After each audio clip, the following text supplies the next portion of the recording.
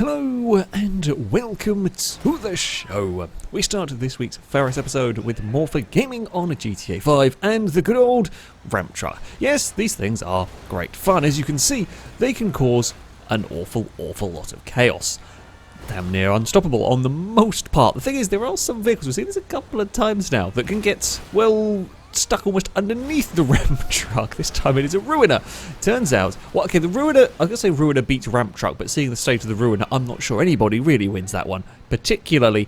But it's always good fun seeing the ramp trucks and the flip cars get beaten by something rather innocuous, like the Ruiner, for example. Not quite what the truck was expecting. Bumpy is up next on GTA 5. Has just lost the police, who have, lost their sense of direction. The FailRace Police Department are back in full force once again. They've followed the player into what is a fairly confined area, kind of narrow area with these alleyways, and they just don't know how to drive out of here. One car is almost doing a sensible over there.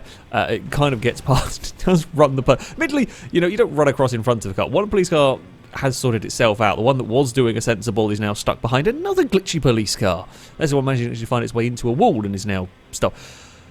The police are not the best at navigating at times, and now what you're going to do, glitchy, bouncy, laggy fest, and they crash into like a big old spoil or something. One police car drove sensibly there, two are not. Let's see if we get run over again. No, not quite that time. Yeah, it turns out one alleyway is enough to confuse a bunch of police cars. Not really surprised. It's not just the police cars, though. We're on to a GTA San Andreas here, with a taxi that doesn't quite know what it's doing at all. In fact, I'm not quite sure what the plan was for for the taxi in this one, but we've managed to reverse, turn around, drive into someone's house and fail. Admittedly, you would expect a taxi to go through a wooden fence, but it's failed to navigate there. It's now stuck on a tree and a fence. FailRace taxi service, maybe? Speaking of FailRace taxi service, Apex Predator up next on Horizon 4. This time with a different sort of AI taxi doing dopey things. So they're messing around in Edinburgh, heading off towards their destination when they notice an AI taxi is doing loops. For whatever reason, it can't decide where it wants to go off this mini roundabout, so we're just going to drive around in circles. That seems like a logical reason. Or logical outcome of that is we'll just keep going. Just keep going around there. Josh up next on Dirt 5 with some jealous AI cars. So the player takes a victory in this race. Now, in Dirt 5, when you complete a race, they have like a little podium screen that shows all of the top three. The player here is going to be the car that's on the top spot, and it will show the AI vehicles that were in second and third. The thing is, the car that was in second wasn't very happy about it. It's not in the shot, and it's trying to impede on the podium.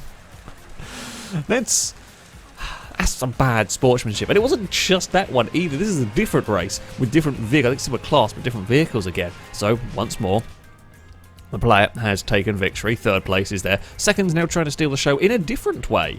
Rather than trying to get onto the top spot, we're going to go for steal the show by rolling around in front of the podium. I'd say it worked. I don't know, but it's quite impressive, I must say. Mustang Bugatti up next is on a Dirt 5. This doing one of the sort of player-created maps. Just carries a little bit too much speed over a jump. Can't get stopped. The Aston Martin tumbles off the edge and is then balanced. I guess a combination of sort of back of the car and the wing, it's just landed perfectly to be perched nose up.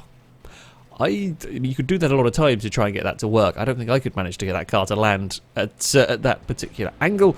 We move next on to Rally Trophy. Everything racing and sliding around out here on the ice. First of all, the AI cars have a massive crash in the background before the player's Lancia sends an escort to orbit that's still actually bouncing around when it comes back down. And nothing had a huge amount of grip setting off here. Cars sliding around all over the place. The Lancia ended up in some trees as well. So we've got the super slow-mo on this one. You don't fully see what happens with the Fulvia, but you can see the Escort in the background having some big issues. That pushes the Fulvia into an Alpine. Both of them are in trouble. The player's car's sliding away off to the side there. The Alpine's gone round. The Fulvia's having a huge amount of spinning in the air. The other Stratos has gone around as well. So as the player car sort of tank slappering their way down the road is trying to gather it all back up. clips the escort, launches it into a wheelie. It hits with the back wheels onto like a snowbank, and that just catapults it to the sky, while the player's car's off visiting some trees the other side of that one. We move on to a Assetto Corsa. I don't even know what car these are, but they have a mighty wing and I like it, but at Cadwell Park they don't like the curbs. That's one car over the fence, a second car rolled not quite over the fence, and a third car also rolled not over the fence. Took out another vehicle on the way past. Yeah, that curb's nasty. That curb is definitely... It's a tough corner, actually, that particular one. But, yeah, it almost made it over the fence, the black and red car. That's a big shunt. That is a big shunt indeed. We have a Matiozzo on Euro Truck Simulator. There are some people standing in the road, and it turns out they are stronger than trucks. You do not mess with people. I presume it's a mod map, but yeah, they're very, very strong people. And finally, we're on to SnowRunner. Ah, good old SnowRunner. Probably not quite the glitchiness you expect this time around. We've got the Twin Steer, a wonderful truck, is going to try and pick up aeroplane parts. But as they come into range, the crane freaks out and decides to launch the quite important part for the mission a long way across the map. You can just see it flying in the distance. That's a long way away from where it needs to be. It's really not helpful, that one. Yeah. So it's onto the map to try and actually have a look for where the aeroplane part has ended up. It's gone. I think that might be a restart mission time, really. Good old SnowRunner. Never fails to make life more difficult than it has to be.